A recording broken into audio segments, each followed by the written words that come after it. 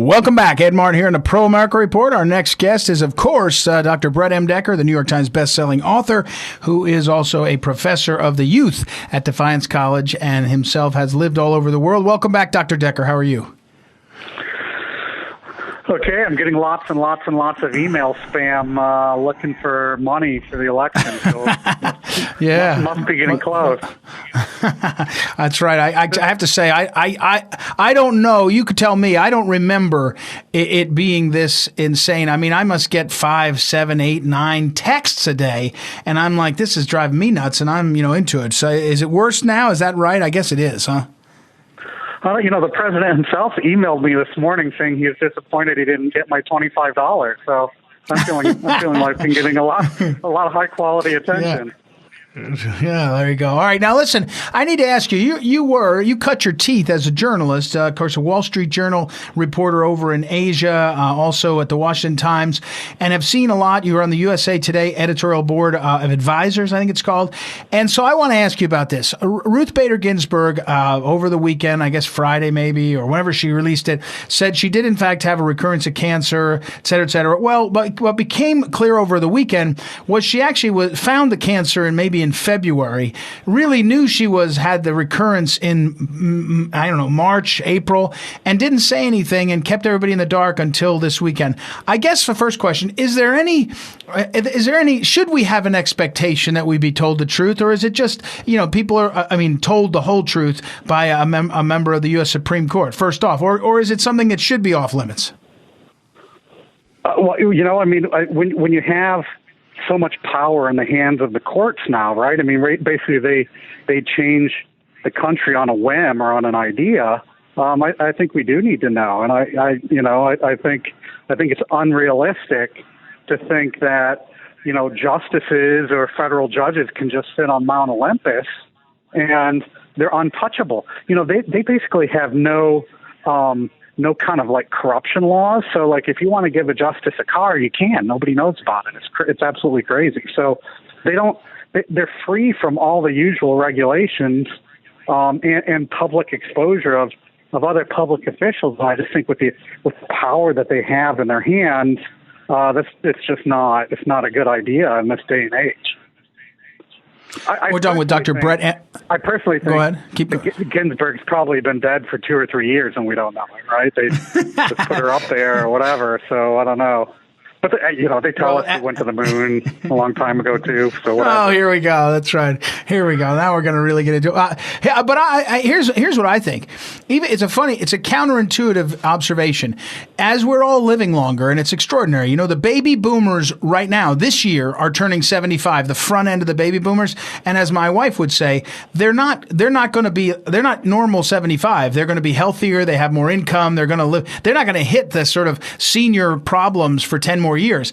So we're going through this incredible time where we have longer lives and longer productivity. And, it's extraordinary to see. And we have 2 75-year-old plus guys running for president.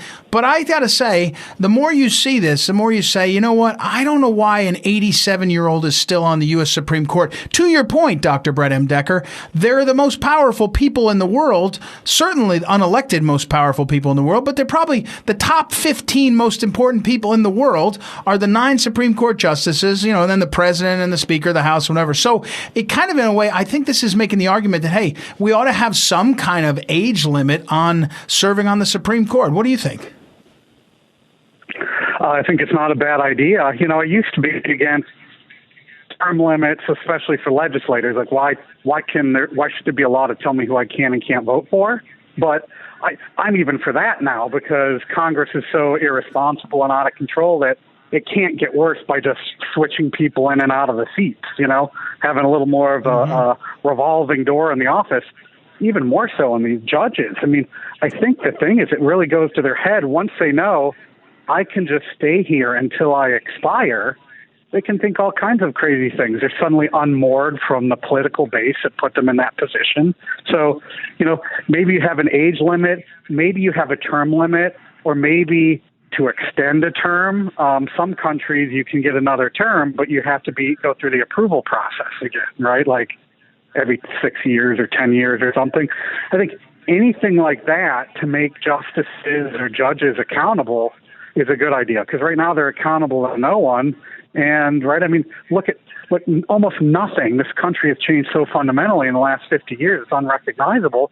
Almost none of that passed Congress, right? In a supposedly Republican, a small R Republican system, it's just judges changing the country against the will of the people, and somehow that has to be restrained. We know Republican Congress don't have the guts, don't have the internal fortitude to impeach any judges, right? So I think we need to look for some other way of doing it, because I mean, right now the country is just it's unrecognizable, and there has to be recourse of some kind to address that kind of thing, since the democratic system's not working. We're talking with Dr. Brett M. Decker. I agree. The question is, it would take a constitutional amendment, I think, to change it. And so, the will would shift, I think, pretty quickly, and it'd be difficult to see. We're talking about Ruth Bader Ginsburg and the Supreme Court. The left is complaining because Chief Justice Roberts took a fall during a walk a few months ago and spent a night in the hospital. Of course, he has had some heart issues, I think, or some health issues. And again, in a normal setting, as you just said, if it was just normal people, do I have the right to know the heart condition of a member of Congress? Probably not. But if you're one of the 9 people that's basically running the whole darn country half the time because of the power of the court, maybe. Well, let me shift gears, though. We're talking again with Dr. Brett M. Decker. Dr. Decker, what's your sense of the sort of the management? Starting to be a lot of complaints on all sides about couldn't we have done better with the Wuhan virus? And it's always one of these things where you face I remember vividly, I was chief of staff to the governor of Missouri. I was calling some other governors, chiefs of staff, and saying, any advice? And one of them said, here's one thing I'll tell you, you won't be ready for the thing you're not ready for. And he was joking, but you're going to get a flood or an earthquake or a massive accident or something. So here we are with a pandemic. But how do you politically manage, half the people on the left are saying you didn't do enough, Trump. Half the people on the right are saying, I'm so sick of all the rules that are being pushed on me. Is it just one of these things where it's a no-win situation?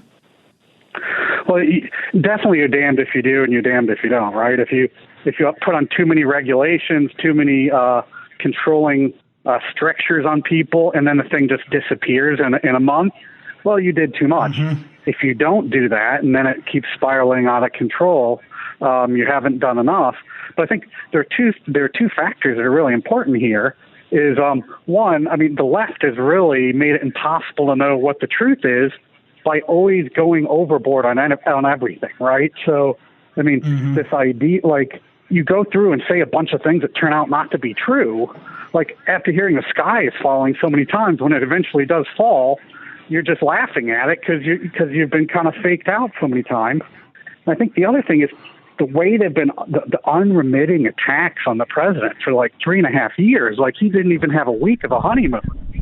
Like, the fact that he distrusts the bureaucratic system shouldn't be a surprise to anyone, because you have people in the government trying to displace him from power from day one. So, it's kind of this beast that's been sort of created by the deep state that set the stage for this kind of impossible situation. Yeah, but the problem is, as you say, when no matter what you sort of lose for trying. I mean, when early on, when Fauci said don't close the borders from China, Trump said I ignore the expert and I do it anyway. Clearly saved lives. When Fauci said masks don't work, which Fauci said in February and March, Trump said okay, I agree with you. Turns out masks do have some effect. I don't know, right? So back and forth you go, and you sort of can't win for trying. The question I have, though, is the economy directionally going to be going up so that it feels like we're back on track? What's your best thinking on that right now? I mean, right now, I think the danger is it's going to start faltering again, because it looks like people are starting to gradually put more lockdowns in place, right? Or open. They're starting to repeal some of the opening up that was happening, and I think the other thing that kind of spooks the stock market is, for over 3 years until this situation, like, the president was on a roll. The economy was going well, deregulation was working, tax cuts were putting money into the economy, and he was confident and strong. he's really been knocked off his game by this virus, and sometimes he does look a little too willy-nilly, like he's shooting from the hip. Like, people want to see a calm hand on the on the rudder right now, and I think he needs to sort of reorient his image a little bit to give that reassurance, and that'll help. Well, that'll so help the stock market. he's going to start doing the did you hear this? He's going to start doing the daily briefings on the Wuhan virus tomorrow, Tuesday at 5 p.m. Is that good? I think he needs to do a little more prep and think about his message a little more. Some of these interviews I've been watching, it looks like he's going in there without doing any prep, and it's not the time to be kind of going at this thing too casually, And I think I think he needs to start taking it a little more seriously and putting a little work in. Yeah. All right. Dr. Brett M. Decker criticizing the President of the United States. Why not? He is, after all, a New York Times bestselling author. Thank you, Dr. Decker. We'll talk again soon. We'll take a quick break and be right back. It's Ed Martin here on the Pro America Report. Be right back.